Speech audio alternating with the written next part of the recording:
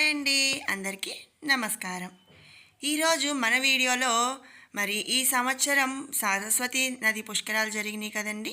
ఆ పుష్కరాలకి మేము ఎక్కడికి వెళ్ళాము, ఏ ఏ టెంపుల్స్ దర్శనం చేసుకున్నాము, అక్కడ విశేషం ఏమిటి, అలాగే వాటితో పాటుగా అసలు పుష్కరాలు అంటే ఏమిటి, అవి ఎప్పుడు ఎక్కడ చేస్తారు, ఎలా చేస్తారు అనే ఎన్నో మంచి విషయాలు మనం ఈ వీడియోలో తెలుసుకుందాం.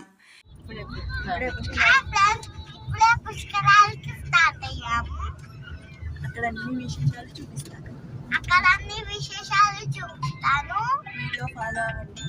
వీడియో ఫాలో అవ్వండి.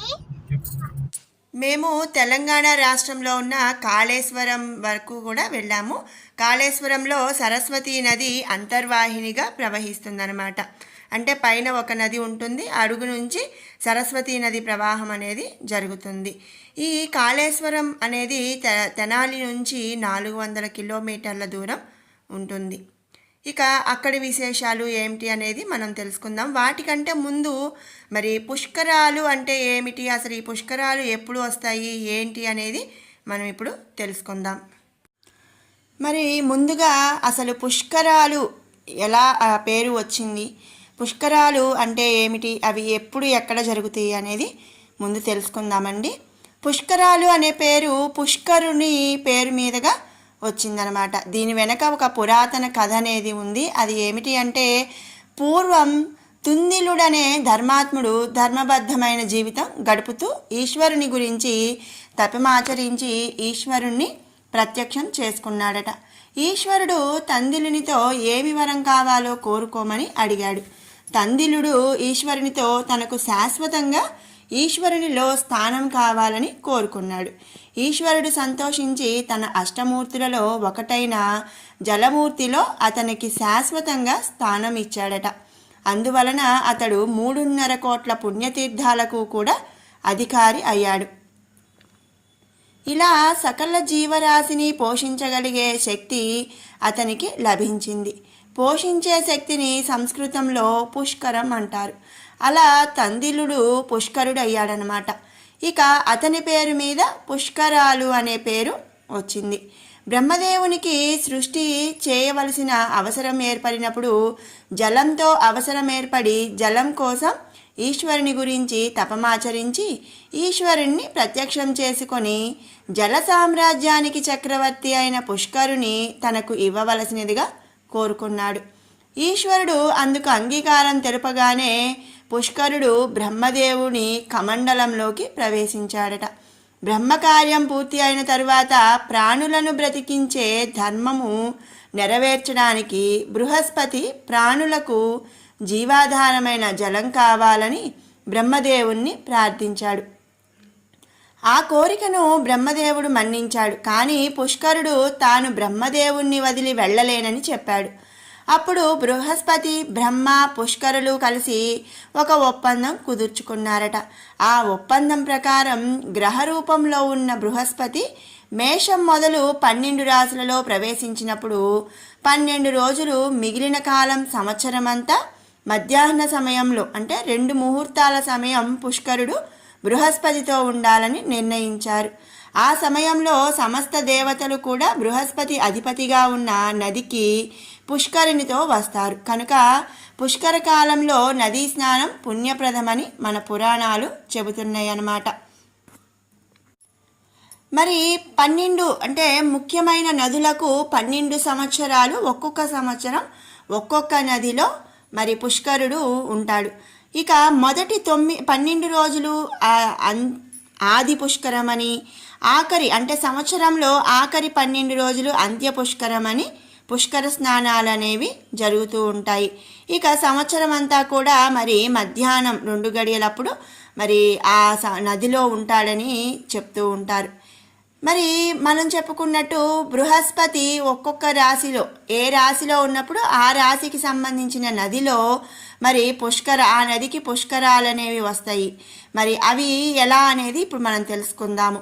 మేషరాశి గంగా నది పుష్కరాలు వస్తాయి. ఇక బృహస్పతి వృషభ రాశిలోకి ప్రవేశించినప్పుడు నర్మదా పుష్కరాలు, మిథున రాశిలో ప్రవేశించినప్పుడు సరస్వతీ నది పుష్కరాలు అన్నమాట. పుష్కరాకి స్టార్ట్ అయ్యాము కదా. ఇప్పుడే రీచ్ అయ్యాం కాళేశ్వరం పుష్కరాకి రీచ్ అయ్యాం. మళ్ళీ అంతా చూపిస్తా.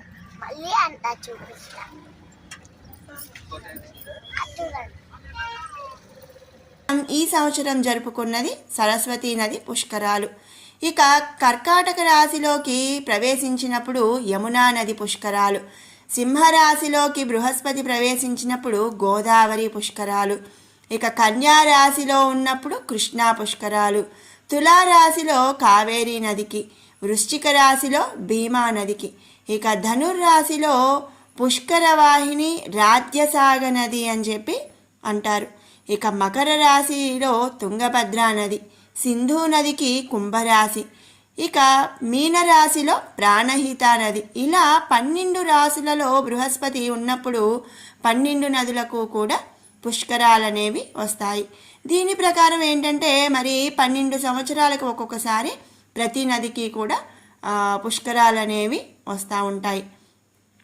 ఇక మనం రీసెంట్గా మరి మహాకుంభమేళా అని కూడా జరుపుకున్నాము. దానికి సంబంధించి వీడియో అంటే మహాకుంభమేళా అని మరి ఎప్పుడు జరుపుకుంటాం ఏంటి అనేది మన ఛానల్లో వీడియో కూడా పెట్టామండి. ఎవరైనా తెలుసుకోవాలి అనుకున్న వాళ్ళు మరి దానికి సంబంధించి లింక్ నేను డిస్క్రిప్షన్లో ఇస్తాను, ఒకసారి చూడండి.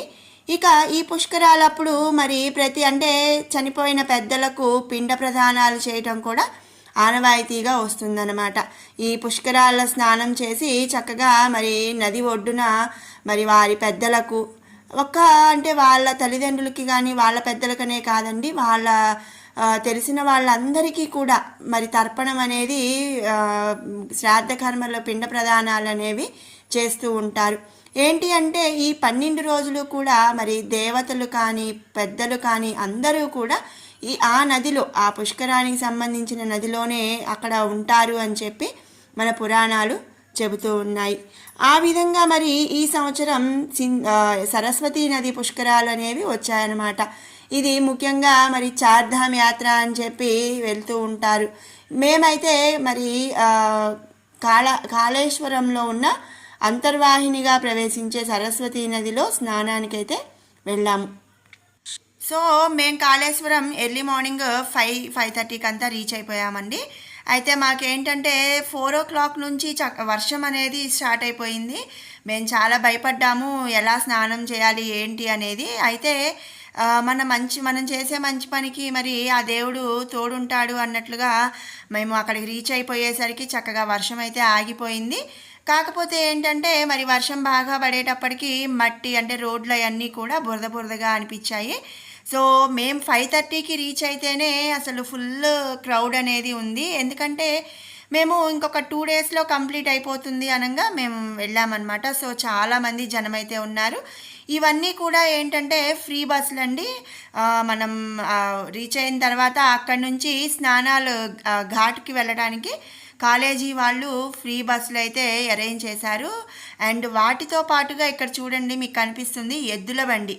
ఈ ఫ్రీ బస్సుల దగ్గర నుంచి స్నానాల ఘాట్ వరకు కూడా ఎద్దుల బండ్లు అనేవి పెట్టారనమాట. మనిషికి నార్మల్గా అయితే 50 రూపీస్ తీసుకున్నారు. కానీ ఆ రోజు వర్షం పడటంతో మరి బురదగా ఉంటుంది కదండి, అవి కూడా మరి కష్టమే కాబట్టి 100 రూపీస్ చేశారంట. అయితే చాలా థ్రిల్లింగ్గా ఉందన్నమాట. ఎద్దుల బండిలో మరి చక్కగా స్నానాల ఘాట్ దగ్గరకు వెళ్ళడం కానీ రావటం కానీ, మరి నడవలేని వాళ్ళు ఉంటారు కదా, అలాంటి వాళ్ళ కోసం ఇట్లా చేశారు. అండ్ మేమైతే స్నానాల ఘాట్ వరకు కూడా నడిచే వెళ్ళాము. ఇక్కడ వచ్చేసరికి అంతా ఫుడ్ కోర్ట్, మరి దూరం నుంచి వచ్చిన వాళ్ళకి ఫుడ్ సప్లై కోసం ఫుడ్ కోర్ట్ అనేది అరేంజ్ చేశారు. దాంతో పాటుగా ఏంటి అంటే ఒక మొబైల్ బాత్రూమ్, అలాగే మరి రెస్ట్ రూమ్ లాగా ఆడవాళ్ళ కోసం ఒక వ్యాన్ లాంటిది అరేంజ్ చేశారండి. దాంట్లో ఏంటంటే ఒక బాత్రూమ్ ఉంది, అలాగే మరి పిల్లలకి అంటే మరి ఫీడింగ్ ఇవ్వటానికి లేడీస్కి ప్రాబ్లం లేకుండా మరి దాంట్లో కూర్చొని ఫీడింగ్ అనేది ఇవ్వచ్చు అనమాట. అలాగే రెస్ట్ రూమ్ లాగా ఉంది. అది చాలా బాగా అనిపించింది. అయితే ఓపెన్ లేదండి, నేను చూపిద్దాము అంటే ఎర్లీ మార్నింగ్ కదా, ఓపెన్ లేకపోవడంతో నేను అది చూపించలేకపోయాను. అండ్ చూసారా, ఎర్లీ మార్నింగ్ 5:30కే ఎంతమంది క్రౌడ్ కదా. చాలామంది స్నానాలు చేసి మరి కార్యక్రమాలని కంప్లీట్ చేసుకొని రిటర్న్ కూడా అవుతున్నారు. ఇక మేము కూడా చక్కగా రీచ్ అయిపోయామండి. ఇక్కడ బాత్రూమ్స్ అవి కూడా ఉన్నాయి. వాటిల్లో మేము ఏంటంటే మరి బ్రష్ చేసేసుకొని చక్కగా స్నానాల ఘాట్ దగ్గరికి అయితే వెళ్ళిపోయాము. ఇక్కడ మేము మెట్లు దిగేటప్పుడు రైట్ సైడ్ మళ్ళీ పంపులు అంటే పైపులు పైనుంచి నీళ్లు పడేలాగా అరేంజ్ చేశారనమాట. నదిలో స్నానం చేసి వచ్చి మరి ఇక్కడ మళ్ళీ ఫ్రెష్ వాటర్ లాగా ఇక్కడ కూడా స్నానాలు చేస్తున్నారు కొంతమంది. అంటే నదిలో వెళ్ళలేని వాళ్ళు ఉంటారు కదా, అట్లాంటి వాళ్ళు కూడా ఇక్కడ స్నానం అనేది చేస్తున్నారనమాట. ఇక ఆల్రెడీ అంటే ఇప్పుడు 6 o'clock అయ్యేసరికి అందరు చాలామంది స్నానాలు అవి చేసేసి పిండ ప్రదానాలు చేసేవాళ్ళు పిండ ప్రదానాలు కూడా చేస్తూ ఉన్నారు. అండ్ మేము కూడా అంటే పంతులు గారిని ముందే అంటే మనం నది దగ్గరికి వచ్చే ముందే అక్కడ పంతులు గారిని మనం మాట్లాడుకొని మనతో పాటు తీసుకొచ్చేసుకోవాలన్నమాట. సో ఇవన్నీ ఏంటంటే ఇక్కడ లోకల్స్ ఉంటారు కదండి, వాళ్ళు ఈ షెడ్యూల్లాగా అరేంజ్ చేశారు. వర్షం పడటంతో ఏంటంటే పైన అవంతా వేసేశారు. అండ్ కింద చేపలు అవన్నీ కూడా మనకి ఇక్కడ రెంట్ లాగా తీసుకొని మరి మనం వాడుకునేలాగా ఇక్కడ లోకల్స్ వాళ్ళు పెట్టారనమాట. మేము కూడా ఏంటంటే మరి చేప అవన్నీ చక్కగా రెంట్ తీసుకున్నాము. అండ్ పంతులు గారు వచ్చేసరికి సంకల్పం స్నానానికి కూడా సంకల్పం చెప్పించి మరి స్నానం అనేది పుష్కర స్నానానికి చెప్తున్నారు. చాలా బాగా అనిపించింది. ఇక్కడ అంతర్వాహినిగా సరస్వతి నది ప్రవహిస్తుంది. ఈ కాళేశ్వరంలో ఉన్న స్వామివారిని ముక్తేశ్వర కాళేశ్వరుడు అని చెప్పి అంటారు. ఆ విషయం ఏమిటి అనేది మనం ఇప్పుడు తెలుసుకుందాము.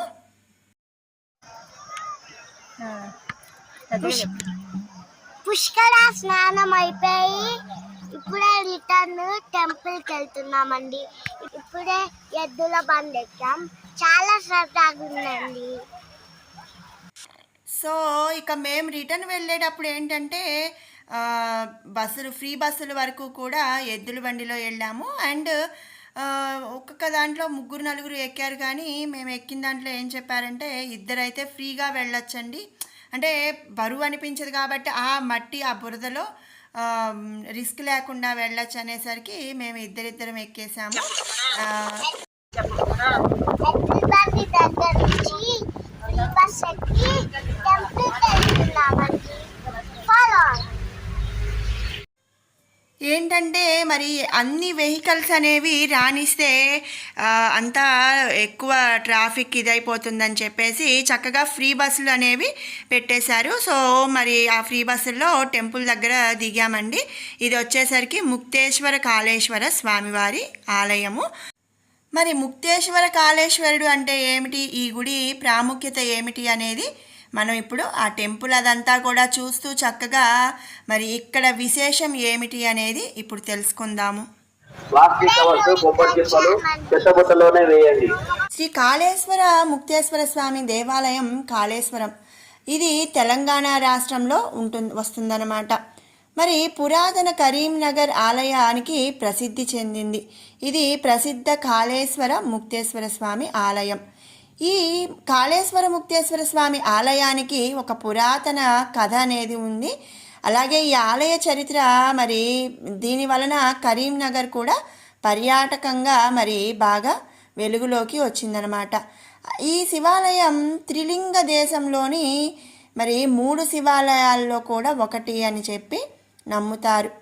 దీనిని 3 లింగాల భూమి అని కూడా పిలుస్తారనమాట. ఇక్కడ తెలుగు మాట్లాడే ప్రజల భూమి అని కూడా పిలుస్తూ ఉంటారు.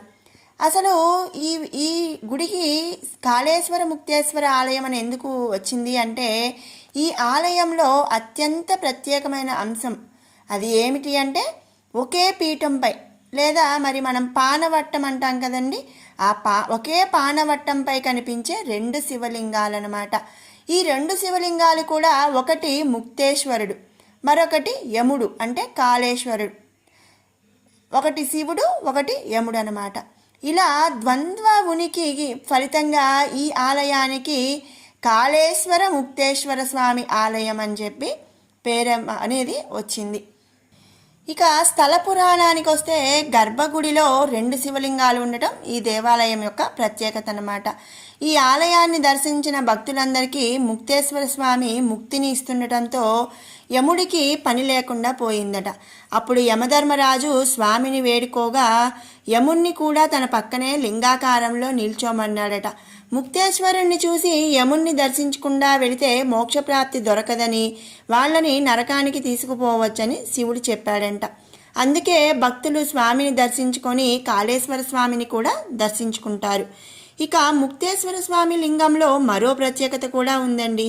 అది ఏంటి అంటే లింగంలో 2 రంధ్రాలు ఉన్నాయి. ఈ రంధ్రంలో నీరు పోసి అభిషేకిస్తే ఆ నీరు అక్కడికి సమీపంలో ఉన్న గోదావరి ప్రాణహిత సంగమ స్థలంలో కలుస్తుంది అని చెప్పి భక్తుల నమ్మకం. సో ఇట్లా మేము తూర్పు వాకిలి వైపు వచ్చామండి. ఇక్కడ ఎంట్రన్స్లోనే శివుడి విగ్రహం అనేది ఉంది. దాంతోపాటుగా ఏంటంటే ఇక్కడ శివాలయంతో పాటు సరస్వతీదేవి అమ్మవారి ఆలయం కూడా ఉందన్నమాట. ముందుగా మేము ఏంటంటే సరస్వతి అమ్మవారి గుడికి వెళ్ళి అక్కడ దర్శనం చేసుకొని ఆ తర్వాత కాళేశ్వర ముక్తేశ్వర స్వామి ఆలయ దర్శనానికి వెళ్ళాము. సో ఇట్లా చక్కగా చూడండి, భక్తులు ఎంతమంది అంటే మరి ఆఖరి అవటంతో కూడా ఏంటంటే మరి భక్తుల తాకిడి అనేది ఎక్కువగా అనిపించింది. కానీ ఇక్కడ మేము ఏంటంటే ఎంతమంది జనం ఉన్నా కూడా మరి దర్శనానికి కానీ లేదా స్నానాల దగ్గర కానీ ఎలాంటి ఇబ్బంది పడకుండా చక్కగా దర్శనం అవి అయిపోయినాయి. సో సరస్వతి అమ్మవారి ఆలయం దగ్గరకైతే వచ్చాము. గుడి చిన్నది, అమ్మవారు అయితే మాత్రం చాలా చాలా బాగా అనిపించారు, బాగా ఉన్నారు. అండ్ చాలా మనసుకి హ్యాపీ అనిపించింది అమ్మవారి దర్శనం చేసుకోగానే. ఇక ఇటువైపు వచ్చేసరికి ఇంకొక అమ్మవారు ఉన్నారండి. ఈ అమ్మవారిని కూడా దర్శనం చేసుకొని మేము ఇప్పుడు శివాలయానికి వెళ్ళామన్నమాట. ఏంటంటే మరి మనందరికీ తెలిసిన విషయమే, గుళ్ళో ఉత్సవం అంటే మూర్తులను వీడియో అనేది కానీ ఫోటో తీయకూడదు కాబట్టి నేను లోపల అమ్మవారి విగ్రహం అనేది చూపించడానికి కుదరలేదు. సో ఇట్లా మేము సరస్వతి అమ్మవారి ఆలయ దర్శనం అయిపోయిన తర్వాత చక్కగా ముక్తేశ్వర కాళేశ్వర స్వామి ఆలయానికి వెళ్ళాము. అండ్ ఈ 12 రోజులు కూడా ఇక్కడ ఎలాంటి రుసుము అంటే ఎలాంటి టికెట్స్ లేకుండా అందరికీ కూడా చక్కగా ఫ్రీ దర్శనం అనేది కల్పించారు. అండ్ ఎటు వెళ్ళే అంటే ఒక్కొక్క లైన్ ఎలా అయినా ఎటు వెళ్ళే వాళ్ళు అటు అన్నట్లుగా మరి ఫ్రీ దర్శనమే అందరికీ కూడా అందించారు.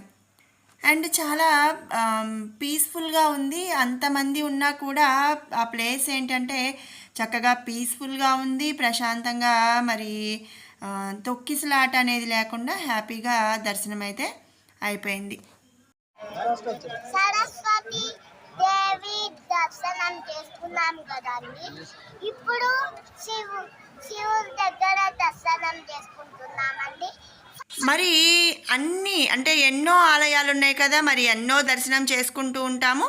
ఇక్కడ ఈ కాళేశ్వరంలోని ముక్తేశ్వర కాళేశ్వర స్వామి ఆలయం కూడా చూడదగిన ఆలయం అండి. అలాగే ఎంతో మరి విశిష్టత కలిగిన స్థలం అన్నమాట. చాలా బాగా అనిపించింది. ఇక ఇది మరి దగ్గరలో ఉన్న కొన్ని అంటే మేడారం, దాంతోపాటుగా మరి మల్లూరు నరసింహస్వామి గుడి, అలాగే వరంగల్, ఇవన్నీ కూడా మేము వెళ్ళామన్నమాట. ఒకరోజు అంటే మార్నింగ్ మనం అంటే మన డిస్టెన్స్ని బట్టి మనం ప్లాన్ చేసుకున్నాము. అంటే 1 డేలో మరి కాళేశ్వరం, మల్లూరు, మేడారం, వాటితో పాటుగా వరంగల్లు భద్రకాళి అమ్మవారు, అలాగే మరి వరంగల్లు 1000 స్తంభాల గుడి, ఇవన్నీ కూడా మనం దర్శనం అనేది చేసుకోవచ్చు అన్నమాట. సో మేము అటువైపు వెళ్దాం అనుకున్నామండి. కానీ అనుకోకుండా మరి 1 అవర్ డైరెక్ట్ ఎదురు నుంచి దర్శనానికి వదిలారండి. సో మేము మళ్ళీ బ్యాక్ వచ్చేసి డైరెక్ట్ దర్శనానికి వెళ్ళిపోయామన్నమాట. ఇంకా లైన్స్ ఏవి తిరగకుండా. లక్కీగా ఏంటంటే మాదే లాస్ట్, మాతో స్టాప్ చేసేసారు. ఇది వచ్చేసరికి ఆలయ ప్రాంగణము అండ్ నందీశ్వరుడు. వాటితో పాటుగా ఇక్కడ ఇంకొక ఏమిటి అంటే ఇక్కడ గండ దీపం అని పెట్టడానికి ఉందన్నమాట. సో ఇది ఇక్కడ ఒక మండపం లాగా గండదీపం యమకోణం అని చెప్పి ఒక మండపం ఉందండి. గండదీపం అంటే ఏంటంటే ఓకే ఫ్రెండ్స్, శివాలయం దర్శనం అయిపోయింది కదా, ఇప్పుడు వేరే చోట. సో ఇలా మాది 9:30 కల్లా కూడా చక్కగా కాళేశ్వరం దర్శనం అది అయిపోయి మేము ఇక్కడ నుంచి మేడారం అనేది వెళ్తున్నాము. కాళేశ్వరం అయిపోయిందండి, ఇప్పుడు మేడారంకి వెళ్తున్నాం. సో మేము ఇక్కడ నుంచి ఏంటంటే మేడారం వెళ్తున్నామండి. ఇది చూడండి ఎన్ని కార్లు ఉన్నాయి కదా, ఇవన్నీ కూడా మరి పుష్కర స్నానానికి కాళేశ్వరం వెళ్తుందనమాట. ఏంటంటే మేము ఎర్లీ మార్నింగ్ వచ్చినప్పుడే చాలామంది క్రౌడ్ ఉన్నారని చెప్పాను కదా. మేము రిటర్న్ అంటే 9:30కి చూడండి ఎంత ట్రాఫిక్ ఉందంటే బాగా ట్రాఫిక్ జామ్ అయింది అండ్ చాలా టైం పట్టిందంట. మేము ఎర్లీ మార్నింగ్ రావటం చాలా మంచిదైందండి. ఏంటి అంటే మరి అయిపోతున్నాయి కాబట్టి ఇంకా 2 డేస్లో అయిపోతాయి అనగా వెళ్ళాం కాబట్టి బాగా క్రౌడ్ అనేది ట్రాఫిక్ అనేది బాగా ఉంది. సో మేము ఇక్కడ మాకు ఈ రూట్ కూడా చాలా హ్యాపీగా అనిపించిందండి. మొత్తం చెట్లు, ఫారెస్ట్ అండ్ ఎక్కడ ఇళ్ళు అనేవే లేవు, చాలా దూరంగా ఇళ్ళు అలా అనిపించింది. చాలా బాగా అంటే మేము ఇంతవరకు ఏంటి అంటే తెలంగాణ మేము ఎక్కువ వెళ్ళింది లేదు. సో ఇక్కడ ఇలా ఉండడం మాకు చాలా బాగా అనిపించింది. ఇది అంటే మహారాష్ట్ర అటు సైడ్ ఇలా ఫారెస్ట్ అవి ఎక్కువ ఉండి ఎక్కడో ఊళ్ళు ఉంటూ ఉంటాయి. ఇలా తెలంగాణలో చూడటం మేము ఫస్ట్ టైం అనమాట. చాలా హ్యాపీ ఎంజాయ్ చేసాము ట్రిప్ని. ఇక ఏంటంటే మనం ఎప్పుడైనా ఇలా వెళ్ళాలి అనుకున్నప్పుడు ఫుడ్ అవి మనం ప్రిపేర్ చేసుకొని వచ్చామనుకోండి చాలా టైం సేవ్ అవుతుంది. మేమైతే బ్రేక్ఫాస్ట్కి లంచ్కి మేము ఫుడ్ ఆల్రెడీ ఇంటి దగ్గర ప్రిపేర్ చేసుకొని తీసుకొచ్చుకున్నాం. ఇక దాంతో ఏంటంటే మాకు ఒక దగ్గర ఒక 2-3 అవర్స్ టైం కూడా సేవ్ అయింది అనిపించింది. అండ్ ఇంకొకటి ఏంటంటే ముఖ్యంగా ఈ సైడ్ మనం కాళేశ్వరం ఇటు సైడ్ వచ్చినప్పుడు కంపల్సరీగా మనం ఫుడ్ ప్రిపరేషన్ అయితే ఉండాలండి. ఎందుకంటే ఎక్కడ మాకు హోటల్స్ అవి కనిపించలేదన్నమాట. వరంగల్ రీచ్ అయ్యే వరకు మేడారంలో కానీ మల్లూరులో కానీ ఇవన్నీ కూడా ఏంటంటే లైక్ పల్లెటూర్లు లాగా అనిపించాయి. ఇక్కడ హోటల్స్ అవి ఏమీ లేవు, చాలా డిస్టెన్స్లో అనమాట. అంటే మరి మేము ఫుడ్కి అయితే చాలా ఇబ్బంది పడేవాళ్ళం మేము ఇంటి దగ్గర నుంచి తీసుకొచ్చుకోకపోతే. సో ఫైనల్లీ మేము మేడారం రీచ్ అయ్యామండి. ఇక్కడ అంటే మేడారం అనగానే అందరికీ మరి తెలుసు, అర్థమవుతుంది. మేడారం జాతరలని చేస్తారు, సమ్మక్క సారక్క జాతరలు. ఇక్కడ సమ్మక్క సారక్క గద్దెలు ఉన్నాయండి, అమ్మవారి అంటే సమ్మక్క సారక్క గుడి అనమాట. అసలు ఈ గుడి స్థల పురాణం ఏమిటి అనేది మనం ఇప్పుడు తెలుసుకుందాము. అసలు మేడారం అనగానే మనకు గుర్తొచ్చేది సమ్మక్క సారక్క. అసలు ఈ సమ్మక్క సారక్కల కథ ఏమిటి, ఇక్కడ ప్రత్యేకంగా కుంకుమ భరణలను ఎందుకు కొలుస్తారు, మరి ఈ మేడారం జాతర ఏమిటి అనేది మనం ఇప్పుడు తెలుసుకుందాము.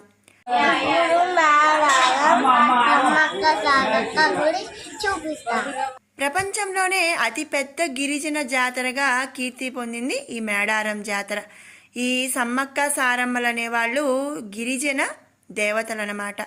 ఇక్కడి వనదేవతలను దర్శించుకునేందుకు భక్తులు ఎక్కడెక్కడి నుంచో తరలి వస్తూ ఉంటారు. ఇది తెలంగాణ రాష్ట్రం ఏర్పడ్డాక మేడారం జాతరను ప్రభుత్వ రాష్ట్ర పండుగగా కూడా గుర్తించారండి.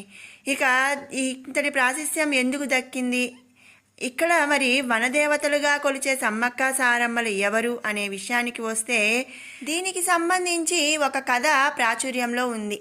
పూర్వం కోయదలలు వేట కోసం అడవికి వెళ్ళిన సందర్భంలో అక్కడ వారికి పెద్ద పులులు కాపలా మధ్య ఓ పసిపాప కనిపించిందట. ఆ పాపను కోయదలలు గుడారానికి తీసుకువెళ్ళి దాచారు. పాప గూడానికి వచ్చినప్పటి నుంచి అన్ని శుభాలే జరగడంతో కొండదేవతే ఆ రూపంలో ఉందని నమ్మారు ఆ కోయవాళ్ళు. ఇక మాఘశుద్ధ పౌర్ణమి రోజు ఆ పాపకు సమ్మక్క అని నామకరణం చేశారట. సమ్మక్కను ఆ ప్రాంతపు కోయ చక్రవర్తి మేడరాజు పెంచి పెద్ద చేశాడు. ఇక కాకతీయుల కాలంలో అంటే క్రీస్తు శకం 1260 నుంచి 1320 కాలంలో మరి జగిత్యాల జిల్లా ప్రాంతంలోని పొలవాసను గిరిజన దొర మేడరాజు పాలిస్తూ ఉండేవాడట. ఇతను తన మేనల్లుడు మేడారం పాలకుడైన పగిడిద్దరాజుకు ఇచ్చి వివాహం చేశాడట సమ్మక్కను. సమ్మక్క పగిడిద్దరాజు దంపతులకు సారలమ్మ, నాగులమ్మ, జంపన్న అని 3 సంతానం కలిగారు. ఇక మేడారాన్ని పాలిస్తున్న పగిడిద్దరాజు కాకతీయుల సామంతుడు.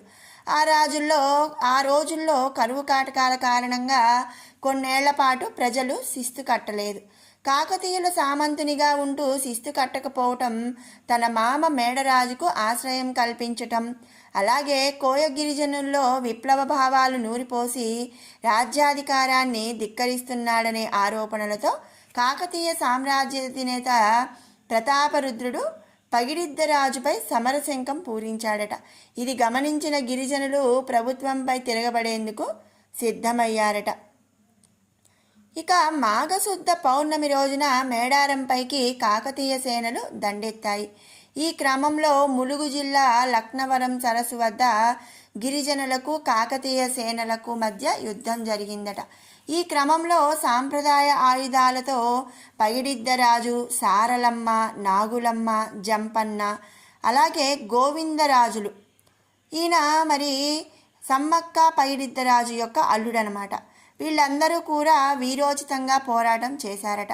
కానీ కాకతీయ సేనల ధాటికి తట్టుకోలేక మేడరాజు, పగిడిద్దరాజు, సారలమ్మ, నాగులమ్మ, గోవిందరాజులు యుద్ధంలో మరణించారట.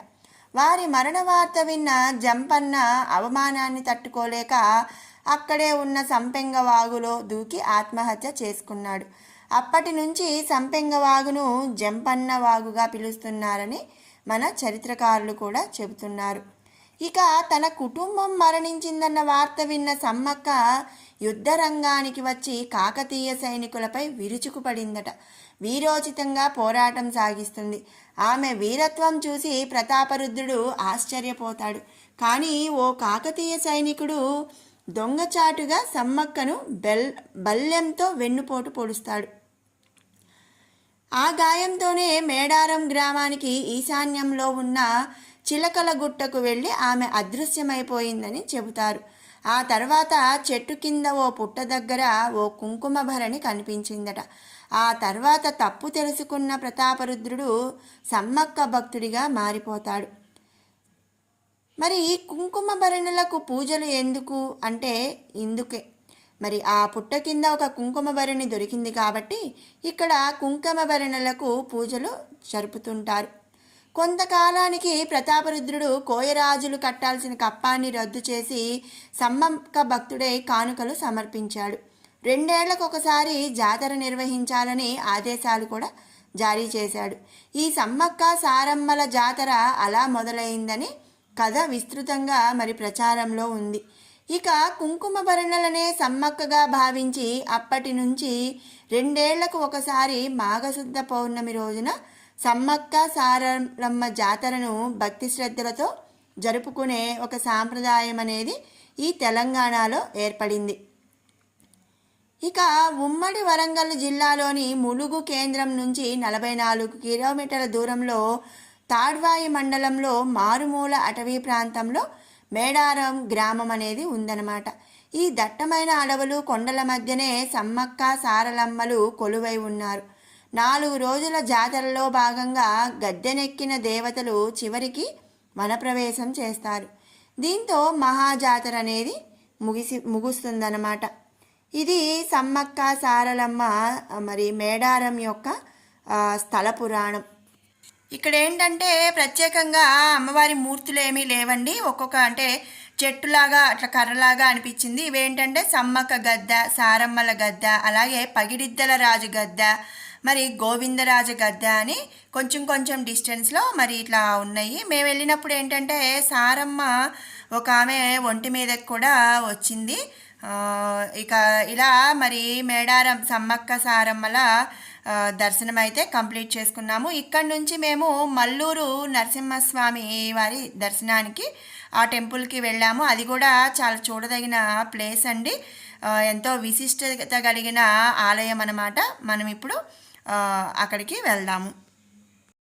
ఇప్పుడు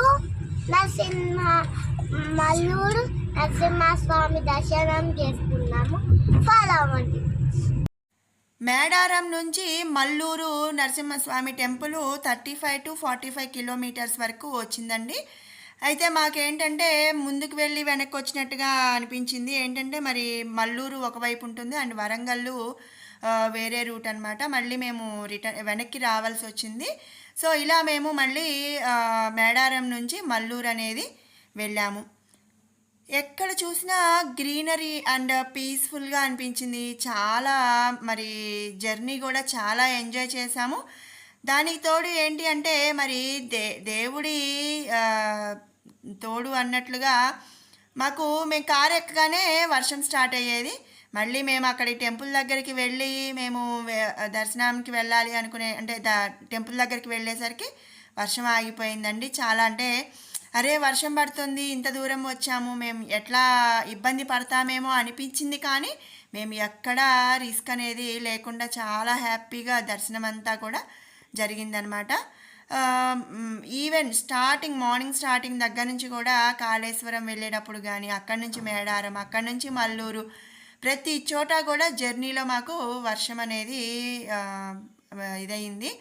అండ్ టెంపుల్ దగ్గరికి వెళ్ళేసరికి వర్షం ఆగిపోయి దర్శనం అనేది చాలా ప్రశాంతంగా జరిగింది. ఇక మల్లూరు నరసింహస్వామి గుడి, మరి ఆ గుడి యొక్క విశిష్టత ఏమిటి, అక్కడ నరసింహస్వామి యొక్క ప్రాముఖ్యత ఏమిటి అనేది మనం ఇప్పుడు తెలుసుకుందాము. సో మేము ఆఫ్టర్నూను 1:30 కల్లా కూడా మల్లూరు రీచ్ అయ్యామండి. మల్లూరులో ఏంటంటే నరసింహస్వామి టెంపుల్ వచ్చేసరికి ఓపెన్ టైమింగ్స్ అనేవి ఉన్నాయి అన్నమాట. మధ్యాహ్నం 3 o'clockకి అంటే 1 వరకు ఉంటుందంట. అక్కడ నుంచి మళ్ళీ 3 o'clockకి దర్శనం అనేది స్టార్ట్ అవుతుంది. సో మేము ఏం చేసామంటే మల్లూరు ఎంటర్ అయిన తర్వాత మేము సైడ్కి అంటే నేను చెప్పాను కదా లంచ్ అవి ప్రిపేర్ చేసుకొని వచ్చామని, చక్కగా లంచ్ చేసేసి మేము ఇంకా వెళ్ళామండి. పచ్చగా ఉంది, పచ్చని వాతావరణం చాలా బాగా అనిపించింది. చక్కగా సైడ్కి తీసేసుకొని మేము కార్ పెట్టేసుకొని లంచ్ అది తినేసి మేము టెంపుల్కి అయితే రీచ్ అయ్యాము. శ్రీ హేమాచల లక్ష్మీ నరసింహస్వామి వారి దేవాలయం మల్లూరు. ఇక్కడ నుంచి వచ్చేసరికి ఘాట్ రోడ్ లాగా ఉంది. పైకి అనేది వెహికల్స్ అనేవి వెళ్ళిపోవచ్చు. సో మేము చక్కగా స్వామివారి టెంపుల్ వరకు కూడా వెహికల్లోనే వెళ్ళిపోయామండి. అండ్ 3 o'clockకి కాబట్టి ఏంటంటే మేము వెళ్ళేసరికి కొంచెం జనం అయితే అంటే ఉన్నారు.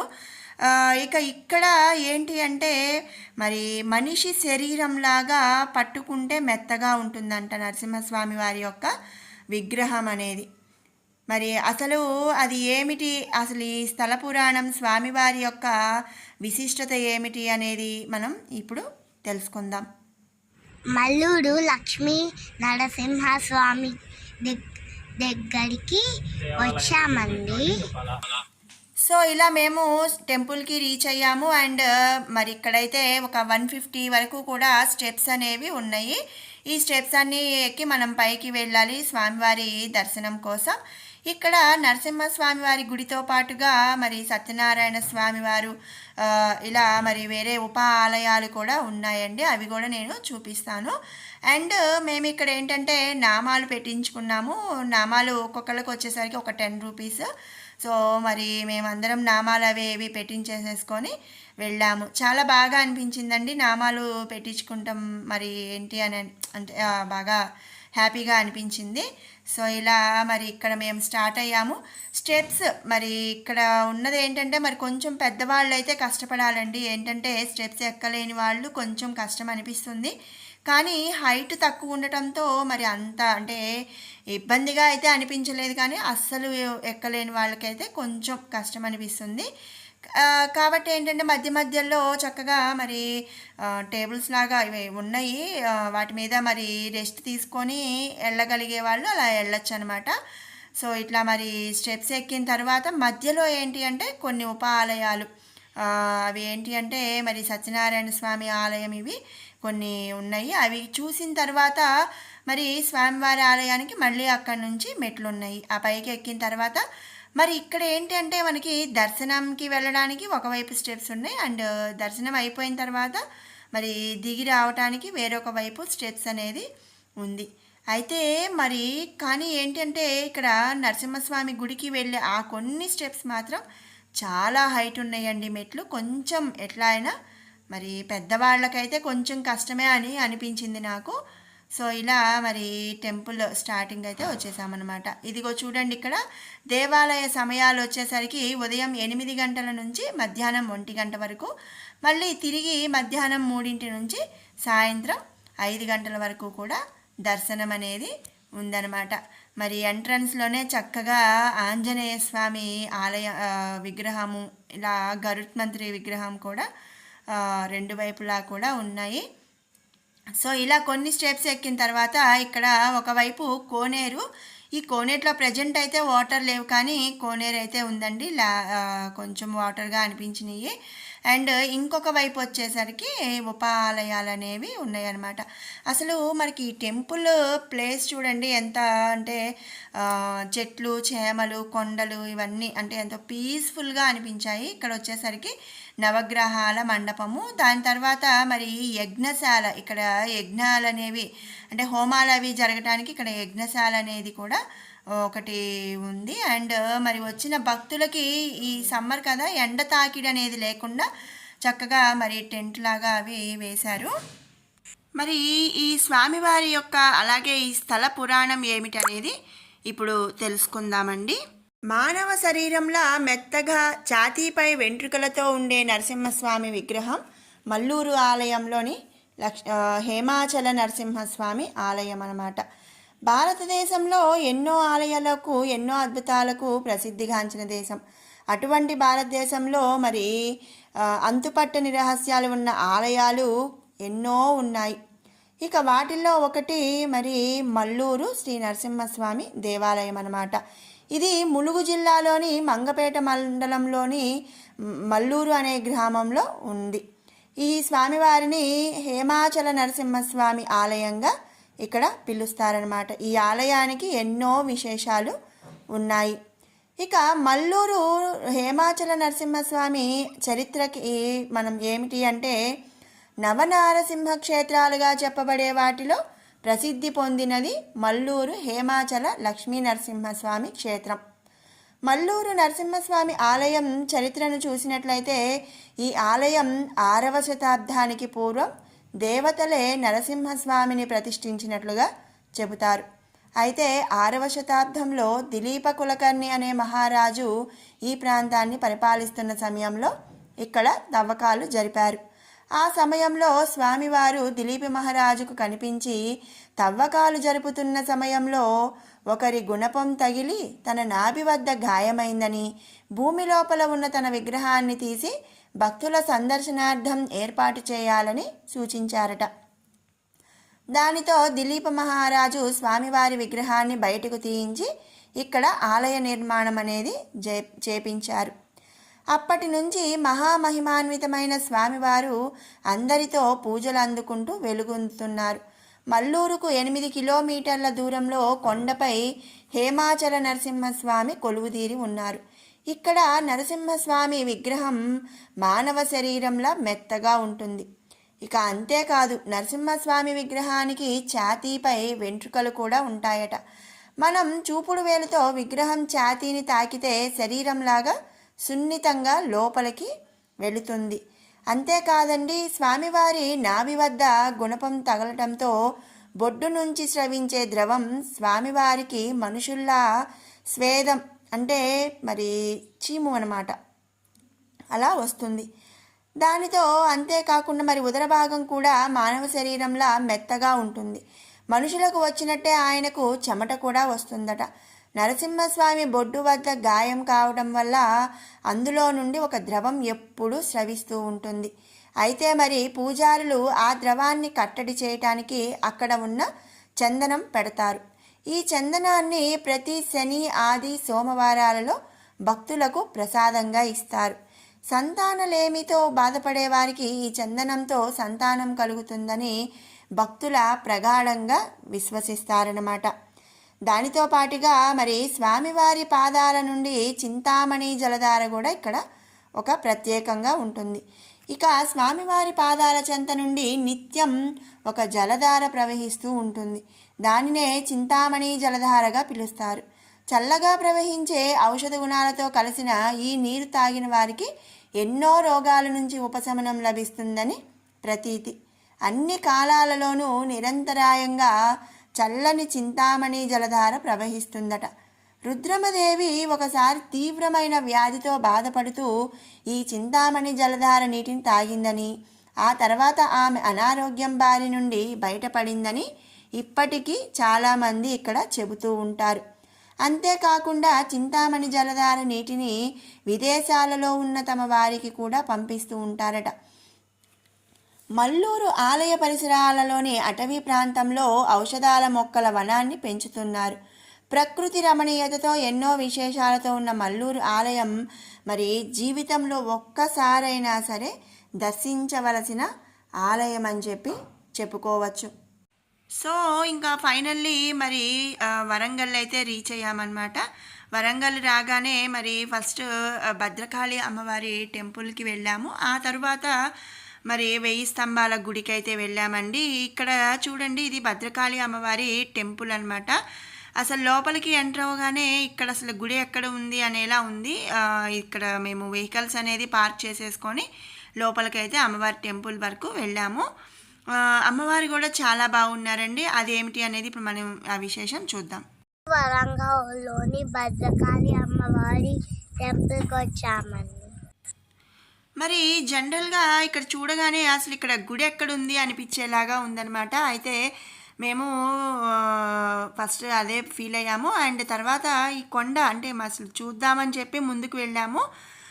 ఈ కొండ తర్వాత అంటే కొండకి అటువైపున మరి భద్రకాళి అమ్మవారి టెంపుల్ అయితే ఉంది. ఇక్కడ భద్రకాళి అమ్మవారి టెంపుల్ కూడా చాలా పవర్ఫుల్ అని చెప్పారండి. దాంతో మేమేంటంటే మరి అమ్మవారి టెంపుల్ దర్శనం చేసుకొని ఆ తర్వాత 1000 స్తంభాల గుడికి అనేది మేము వెళ్ళాము.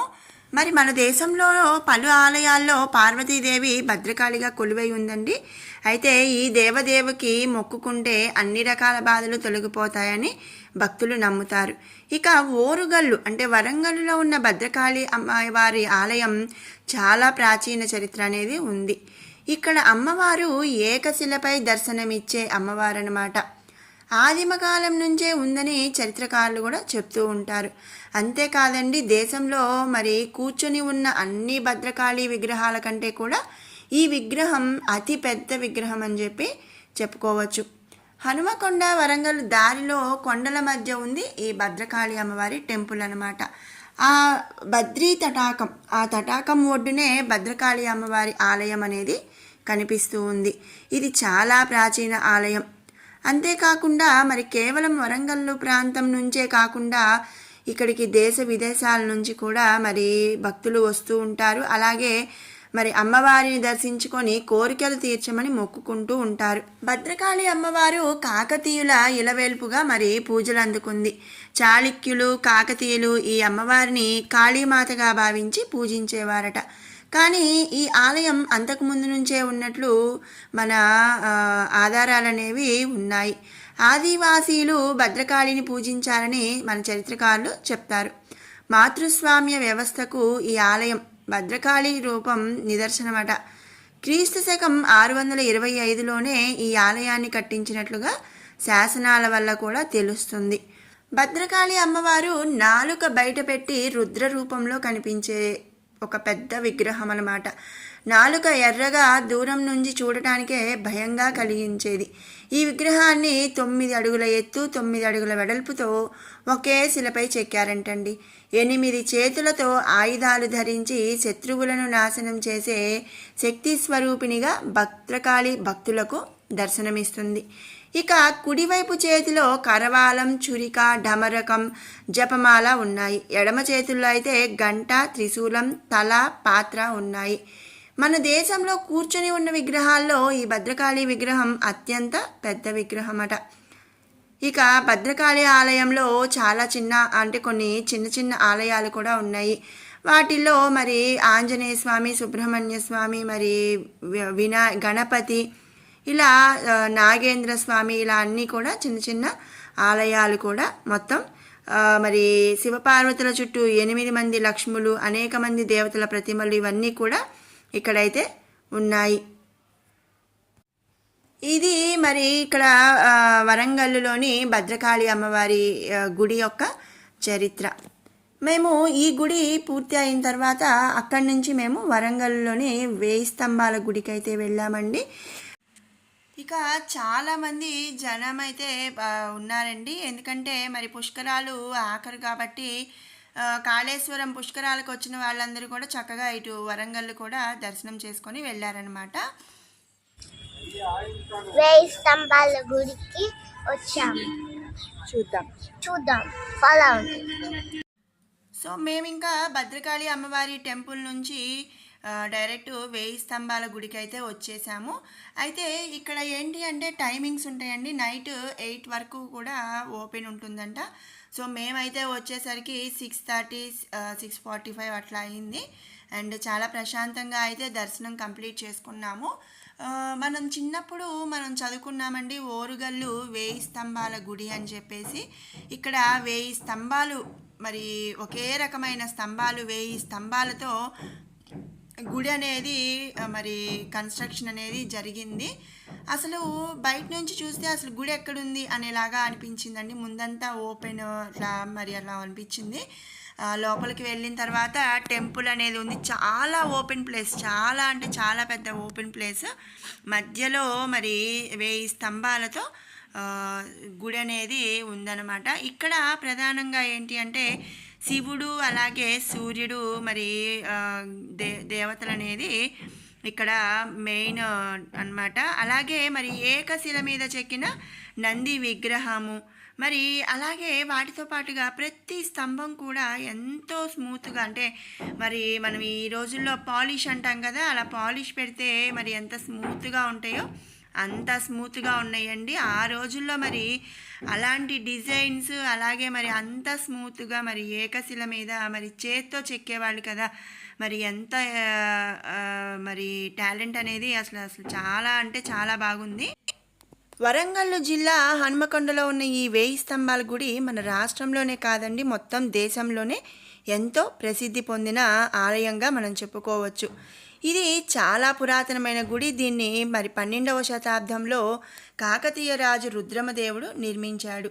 కాకతీయులు అనంతరం రాజులు ఈ ఆలయానికి వచ్చి నమస్కరించుకొని సేద తీరేవారని చెప్పే కథనాలు కూడా చాలా ప్రాచారంలో ఉన్నాయన్నమాట. మరి మనందరం కూడా చిన్నప్పుడు సోషల్ స్టడీస్లో ఈ వరంగల్ జిల్లా ఈ 1000 స్తంభాల గుడి మరి కాకతీయుల చరిత్రలో మనం నేర్చుకొని ఉన్నాము. ఇక పేరులోనే మనకి స్పష్టమవుతుంది 1000 స్తంభాల గుడి అన్నమాట, 1000 పిల్లర్స్ టెంపుల్. అయితే మరి 1000 స్తంభాలను గణించడం అంటే లెక్క పెట్టడం ఎంతో కష్టం పైన పనే. కానీ కొన్ని అయితే విడిగా ఉంటాయి, మరి ప్రత్యేకంగా కనిపించినప్పటికీ కూడా మరి కొన్ని ఏంటంటే కలిసిపోయి ఒక అంటే స్తంభాలన్నీ కూడా ఒక బంచ్గా ఉంటాయి. ఇక ఆలయ వేదికం అంటే మరి అక్కడ ఒక హాల్ లాగా ఉంటుంది. ఆ వేదిక వద్ద కొన్ని కనిపించకుండా కూడా కొన్ని స్తంభాలు అనేవి ఉంటాయన్నమాట. ఇలా మరి గుడి అలాగే మరి హాల్ ఇవన్నీ అన్నీ కలిపి 1000 స్తంభాలు అనేవి ఉంటాయట.